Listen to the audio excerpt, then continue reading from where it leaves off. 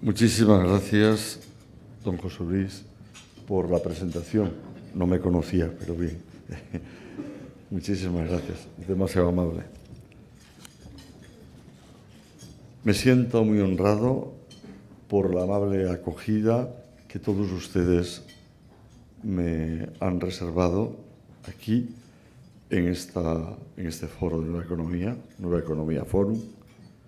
Y estoy muy agradecido al señor presidente por la invitación que me ha hecho a estar con todos ustedes. Como pueden comprender, no he venido aquí pues con más objetivos para encontrarme con todos ustedes y para hablarles de lo que yo sé hablar, del hombre y de Dios. Eso es lo que voy a intentar hacer en estos 20-25 minutos que se me dan para exponer algunas cuestiones que me parece que son importantes. He titulado mi intervención de esta manera: Bienaventuranzas que propone un obispo para España en tiempos en los que se gesta una nueva época de la historia. Y un subtítulo que es el que he dado yo a la carta pastoral que todas las semanas escribo aquí en Madrid. El hombre mendigo del amor y con hambre de Dios. Lo voy a hacer a través, si es que me da tiempo y si no corto, de 8 bienaventuranzas que he querido proponer. La primera de ellas: bienaventurados los que se dan cuenta de que una nueva época histórica está surgiendo. El Papa San Juan Pablo II nos hablaba de que, respetando las realidades terrenas, tenían que ser objeto de evangelización los ambientes humanos, los diversos medios oficiales, las corrientes de pensamiento, las expresiones del arte y, fundamentalmente, los valores que caracterizan a una cultura y le dan un sentido ético. Y al mismo tiempo enumeraba áreas o areópagos modernos en los que es necesario alumbrar y entregar la luz del Evangelio. El mundo de los medios de comunicación social, por el influjo que tiene la cultura de masas, el compromiso por la paz, el desarrollo y la liberación de los pueblos, los derechos del hombre y los pueblos, la promoción de la mujer y el niño, la salvaguardia de la creación, el vastísimo areópago de la cultura, de la investigación científica y de las relaciones internacionales. Es cierto que se está fraguando en todos estos lugares una nueva época histórica. Alcanzar y prestar la fuerza del Evangelio para mostrar y asumir otros criterios de juicio, unos valores dominantes que tienen que hacer posible la convivencia entre los hombres, unos centros de interés que afecten al desarrollo y a la grandeza del corazón, unas líneas de pensamiento, unas fuentes inspiradoras y unos modelos de vida de la humanidad, es una gran tarea que tenemos en estos momentos todos los hombres en esta época histórica que está surgiendo. Hay que vivir una doble fidelidad. Fidelidad al mensaje que uno puede proponer y que en este caso, como obispo, ciertamente puedo entregar a Jesucristo, pero también la fidelidad al destinatario, que es el hombre y la mujer que en estos momentos viven con nosotros. Y esto requiere testimonio, no solamente palabras, testimonio.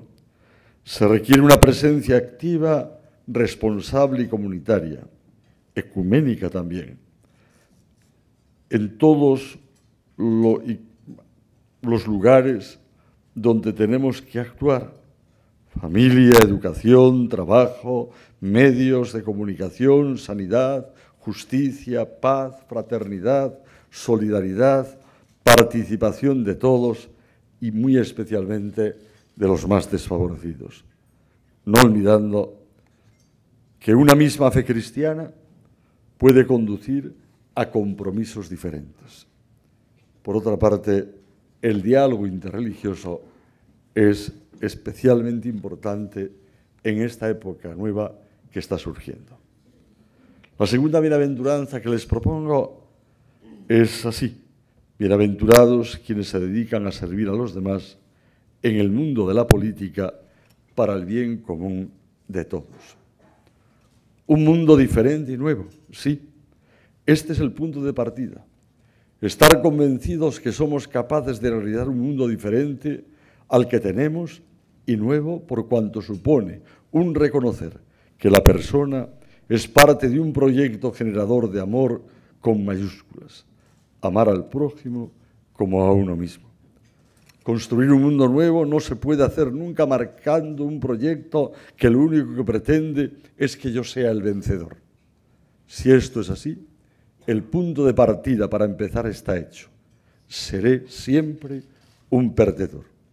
Y es que cuando uno considera que es el centro de todo, ha comenzado el declive de uno mismo y de todo lo que le rodea. Ser vencedor supone comenzar por ser servidor. El proyecto que cada uno decida realizar en la vida tiene que ser un proyecto para servir. Hay una pregunta esencial: ¿cómo puedo ser verdaderamente grande y cómo puedo hacer que los demás crezcan siempre como personas más y más? Como pueden comprender, la justicia es el objetivo y, por tanto, también la medida de toda política. La política es más que una simple técnica para determinar los ordenamientos públicos.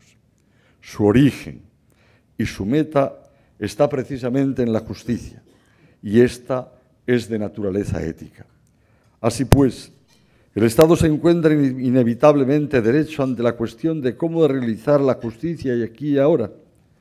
Pero esta pregunta presupone otra mucho más radical. ¿Qué es la justicia? Este es el problema que concierne a la razón práctica. Pero para llegar a cabo exactamente esta función, la razón de purificarse constantemente tiene que ser permanente. Y esto tiene que ceder siempre a la ética y no a la preponderancia del interés y del poder que en principio deslumbran, pero es un peligro que nunca puede descartarse de uno totalmente. Por lo que atañe a la Iglesia, lo que pretendo decirles principalmente con esta intervención en el ámbito público es la defensa y promoción de la dignidad de la persona. Por eso presta la Iglesia conscientemente una atención particular a principios que son innegociables. Entre ellos puedo destacar los siguientes: la protección de la vida desde la concepción hasta la muerte natural, el reconocimiento y promoción de la estructura natural de la familia y la defensa de la misma y protección y derecho de los padres a educar a los hijos. La acción de la Iglesia en su promoción no es de carácter confesional, se dirige a todas las personas prescindiendo de la afiliación religiosa que tengan, porque estos principios, negados o tergiversados, constituyen una ofensa sobre la verdad de la persona y una grave herida a la justicia misma. La Iglesia como tal no hace política, respeta la laicidad, pero ofrece las condiciones en las que puede madurar una sana política con la consiguiente solución de los problemas sociales. Una visión de la política y de los problemas sociales desde la perspectiva de la doctrina social de la Iglesia va a considerar las cosas siempre desde el punto de vista de la dignidad del hombre, que trasciende al simple juego de los factores políticos, ideológicos. El respeto y la sana laicidad, incluso con la pluralidad de las posiciones políticas, es esencial en la tradición cristiana. Si la Iglesia comenzara a transformar directamente en sujeto político ella misma, no haría más por los pobres y por la justicia, sino que haría menos, porque perdería su independencia y su autoridad moral, identificándose con una única vía política y con posiciones parciales y opinables. La Iglesia es abogada de la justicia y los pobres, precisamente, al no identificarse con ningún interés, no lo puede hacer tampoco la Iglesia, más con el interés del hombre mismo. Solo siendo independiente puede enseñar los grandes criterios en los valores inderogables, orientar las conciencias y ofrecer una opción de vida que va más allá del ámbito político. Realizar el bien común como ejercicio de la caridad es la gran tarea del hombre que se dedica a la política. En tercer lugar, bienaventurados con los que se dedican o dedican la vida a que el ser humano desarrolle todas las dimensiones que tiene la existencia, es decir, los educadores, los que se dedican a la educación. Muchas más de 100 intervenciones tuvo el Papa Benedicto XVI desde el año 2005, en que fue elegido sucesor de Pedro, en torno a este binomio que él llamó emergencia educativa. En la Asamblea Diocesana que él tuvo en Roma en el año 2007, decía lo siguiente para hablar de este binomio. Y en realidad, hoy cualquier labor de educación parece cada vez más ardua y precaria. Por eso se habla de una gran emergencia educativa, de la creciente dificultad que se encuentra para transmitir a las nuevas generaciones los valores fundamentales de la existencia y de un correcto comportamiento, dificultad que existe tanto en la escuela como en la familia. Y se puede decir que en todos los organismos que tienen finalidades educativas. ¿Es que en la sociedad en la que estamos viviendo no hay más emergencia?, se preguntaba el Papa, y respondía, ciertamente que sí, pero a esta la califico como la gran emergencia. ¿Y por qué es preocupante esta emergencia? Entre otras cosas, porque la educación es el problema más importante en los pueblos. Y es que cuando una sociedad en educación se produce y se introduce un clima de abandono ético y moral, la persona no se desarrolla en las dimensiones que tiene que tener para poder responder con hondura, densidad y verdad a las cuestiones más importantes que afectan al ser humano. En ese abandono el arte de formar hombres se desquicia, se rompe y se agrava la convivencia entre los hombres. A mí siempre me impresionó la parábola del buen samaritano, pero tiene un realismo especial cuando hablamos de emergencia educativa. La emergencia surge cuando nos hacemos conscientes de que estamos provocando enfermedad en el núcleo de la persona humana, cuando hacemos posible que las personas puedan tener una preocupación teórica por nosotros e incluso hablarán y darán discursos sobre la preocupación por los demás, pero no les damos fundamentos reales que sustenten y generen imperativos para que esto suceda, medidas y rostros reales que hagan posible que esa preocupación se haga vida y no genere en violencia, desmotivación o formas de entender la vida en que cualquier otro me sobre. La emergencia educativa, entre otras cosas, se da porque hoy se está dudando del valor de la persona humana, del significado mismo de la verdad y del bien. ¿Qué hacer en estas situaciones? Hay que volver a construir equilibradamente en la educación la transmisión de conocimientos científicos y técnicos, pero también humanistas, pues como escribió Heidegger, existe el riesgo de que sin este equilibrio se le oscurece al hombre la verdad sobre su naturaleza, sobre sí mismo y sobre Dios. Hay que proponer certezas sólidas y criterios convincentes sobre los que construir la vida para superar estas dificultades en todos los proyectos educativos y en todas las manifestaciones que se propician. Está en juego toda una concepción de lo que es la persona, una concepción antropológica. La emergencia educativa es el drama más importante que tenemos en estos momentos y que, por desgracia, y perdonen, en España no lo hemos superado nunca. Porque mientras esté la educación a la determinación del que en el momento que estemos sea el que dirija, no afrontaremos de verdad la educación con la densidad y con la profundidad que hay que realizarla y como lo hacen los países que se han tomado en serio esta pregunta. ¿Qué es el hombre? ¿Qué y cuál es la cuestión que es constitutiva de la persona humana? En cuarto lugar, bienaventurados quienes tienen entrañas de misericordia y de acogida de todos los hombres, simple y llanamente porque son hombres, porque son imagen y semejanza de Dios mismo. Hace 7 años, en una pastoral que escribía yo en Asturias y que cogí el mismo título que San Juan Pablo II en la Carta Apostólica Novo Milenio Neunte decía. Esta carta pastoral la titulaba así: hacer de la Iglesia la casa y la escuela de comunión, reto y desafío del tercer milenio. Decía en la misma que para la Iglesia es esencial tener las puertas abiertas, donde los hombres y mujeres de esta historia, cuando se asomen, se sientan a gusto, no sientan que les echamos, que les retiremos de nuestro mar, de nuestro lugar. Pero esto no significa no decir la verdad.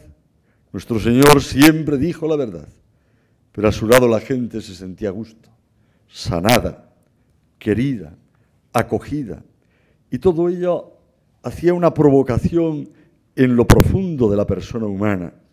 Acoger es salir al encuentro del otro, y esto se hace desde la realidad concreta del otro, no desde la que a mí me gustaría que tuviese el otro, desde la realidad concreta del otro. Acoger, cuando decimos referido a una persona, es admitir entre nosotros a la misma. La acogida lleva consigo la idea de bienvenida, de ser recibida, de hospitalidad, de saludo, de una recepción cordial, de aceptación gozosa del otro. Es lo contrario a la discusión, al rechazo, al descarte, al desinterés. Acoger siempre es un acto de amor. Y el paradigma de la acogida nos lo presenta el Señor en la parábola del samaritano. Es la acogida a la que nos invita el Papa Francisco cuando dice que salgamos y tengamos las puertas abiertas ante aquella pregunta: ¿qué tengo que hacer para ser feliz? Para vivir realizándome en la vida y haciendo posible que los demás se realicen. ¿Qué tengo que hacer para construirme con gusto, haciendo a los demás? Siempre el Señor dio una respuesta tajante.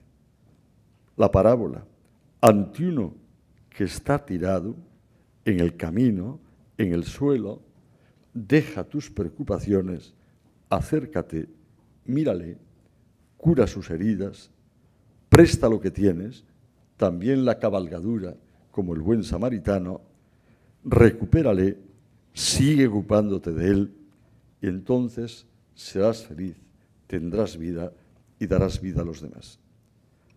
Bienaventurados, en cuarto lugar, los que se atreven a arrancar la fe y la religión del ruedo de la discordia y del enfrentamiento público entre grupos y partidos. Solamente es posible esta bienaventuranza mediante un esclarecimiento teórico y práctico de la dimensión religiosa de la persona humana y de la actitud consciente. Si la imponemos con violencia o con violencia moral o jurídica, reducimos a la clandestinidad a quienes se identifican con ella y desde ella estamos encendiendo odio en los corazones. Es necesario conocer el fenómeno religioso históricamente, esclarecerlo en contenidos teóricos, fijarle la legitimidad y límites, Es necesario liberar lo religioso del enfeudamiento en unas u otras actitudes sociales, en unos u otros programas culturales o políticos, del tipo que fuere. Nadie tiene derecho ni a apropiárselo ni a sustraer al prójimo.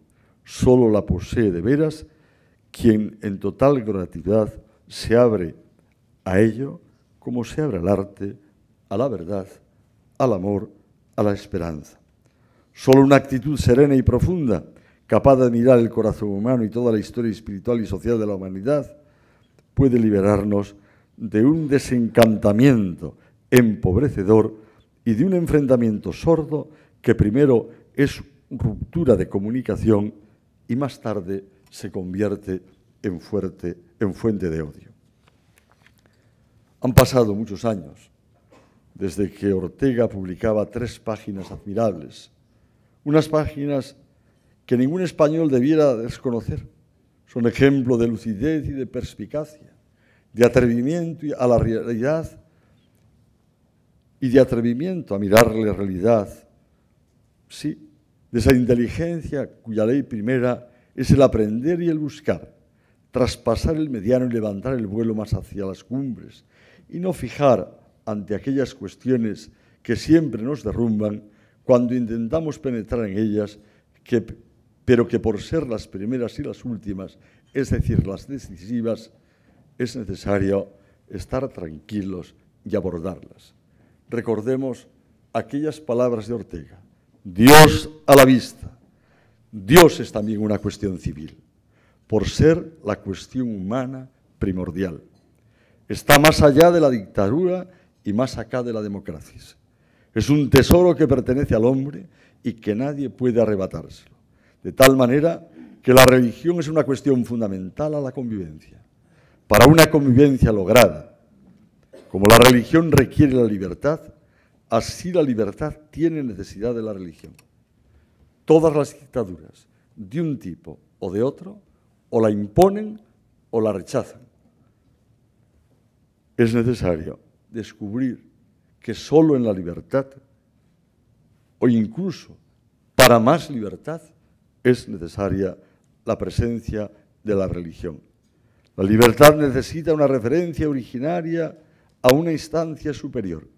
El que haya valores que nada ni nadie pueda manipular es la auténtica garantía de nuestra libertad.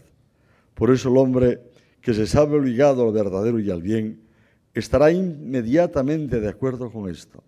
La libertad se desarrolla solo en la responsabilidad ante un bien mayor. Este bien solo existe si es para todos. Por lo tanto, debo interesarme siempre por mis prójimos. La libertad no se puede vivir sin relaciones. En la convivencia humana no es posible la libertad sin la solidaridad y sin que esté presente la religión. La gran aportación, me parece a mí, que en estos últimos años se hizo, ¿no?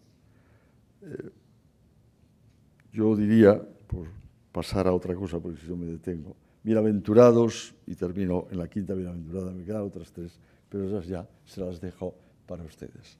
Bienaventurados los cristianos que se atreven a proponer grandes tareas para ellos y para todos los hombres de buena voluntad.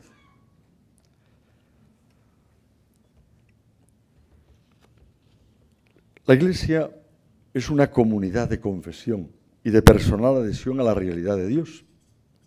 La sociedad es una comunidad de convivencia y de personal en colaboración a las mejores esperanzas y proyectos que el hombre genera en su seno. ¿Cuál es el punto de convergencia donde sociedad e Iglesia no aparecen ni como realidades identificables, ni como magnitudes paralelas que no se encuentran ni se chocan, sino como órdenes distintos, que sin tener que decidir identificarse cada una de ellas, pueden entrar en una relación? Ese punto de convergencia es el hombre, en cuanto vive en el mundo abierto hacia el absoluto, y en cuanto que es así, el hombre es el punto de partida para construir. ¿Qué tienen, por tanto, en común Iglesia y sociedad? La preocupación por el hombre, como realidad en que el mundo se anuda y desanuda. Nada tiene sentido si no es a la luz de la vida humana. Y ninguna vida humana puede ser reducida o instrumentalizada en función de ningún otro tipo que no sea la existencia personal. Permítame hacer un recuerdo. El día 28 de junio de 1978, en el Club Siglo XXI, el cardenal Tarancón, con lucidez, dio un discurso donde proponía los objetivos fundamentales, no solamente para el momento, sino para el futuro de España. Y él hablaba de estos objetivos: la diferenciación entre la Iglesia y sociedad, entre las instituciones propias de una y la de la otra, de las autoridades y de las competencias respectivas. En la sociedad se nace, ya la Iglesia se pertenece por un acto explícito de integración que se manifiesta en la confesión de fe y en el bautismo. Nos hablaba de la necesidad de la consolidación interior de la propia Iglesia y de sus instituciones, de lograr unos canales de comunicación con la sociedad. Nos hablaba de la responsabilidad y de la acción misionera de la Iglesia para realizar empresas que reclamaban compromiso, generosidad, audacia. Pero al mismo tiempo señalaba que la principal responsabilidad de la Iglesia era anunciar el nombre de Dios con palabras y con hechos. Nos hablaba de la búsqueda de una contribución propia a las tareas de los hombres. ¿Cuál era lo propio de la Iglesia? Nos hablaba de que era necesario olvidar querellas viejas y armas de clericalismo y anticlericalismo. Era urgente el liquidar esas armas. Nos hablaba de que estábamos llamados a construir una cultura abierta, que yo me permito decirles solamente, y así termino, que tiene que tener estas características. La primera, la que pone al hombre en el centro, reconociéndole como valor absoluto, sin sacrificarlo a ningún programa, por más urgente que parezca. El hombre tiene una condición sagrada. Sí. Recuerdo aquí la definición que Julián Marías hacía del hombre: criatura amorosa. Él decía que es criatura porque ha sido creado, ha salido de las manos de Dios, y afirmaba aquella expresión del Génesis: hecho a imagen y semejanza de Dios. Por eso, ante el hombre hay que arrodillarse. Y amorosa, recordando aquella expresión de la carta primera del apóstol San Juan, cuando dice Dios es amor. Por tanto, si el hombre es imagen y semejanza de Dios, también es amor. Eso es lo que tiene que dar. Es criatura amorosa. Una cultura abierta es la que descubre al hombre todas sus necesidades, absolutamente todas. Es preciso no confundir las mismas. Es necesario distinguir lo esencial de lo accidental. Una cultura abierta es la que hace al hombre no solo consciente de toda su realidad, sino sobre todo capaz de cumplir con todas las responsabilidades que tiene. Una cultura abierta es la que prepara para el servicio antes que para el dominio, para la generosidad y no para el egoísmo. Una cultura abierta es la que hace descubrir al hombre esa hendidura que corre por nuestra alma, agrietándola, ese alma, porque estamos constitutivamente abiertos a la trascendencia. Una cultura abierta es la que obliga a los hombres a ser solidarios de su historia y realistas, y que genera reconciliación y que descalifica sectarismos. Una cultura abierta es la que obliga a los hombres a ser solidarios y buscadores de la verdad, buscada con ahínco, poseídos por la verdad y servidores de la verdad. Una cultura abierta es la que coopera eficaz y realistamente con todos aquellos proyectos que ayuden a transformar la historia con independencia de las proveniencias que tengan e incluso, diría más, de las motivaciones que estén detrás. La gran aportación que puede hacer la Iglesia es precisamente reconstruir esta conciencia moral y esta cultura. Dejo las demás bienaventuranzas para otro día y muchísimas gracias.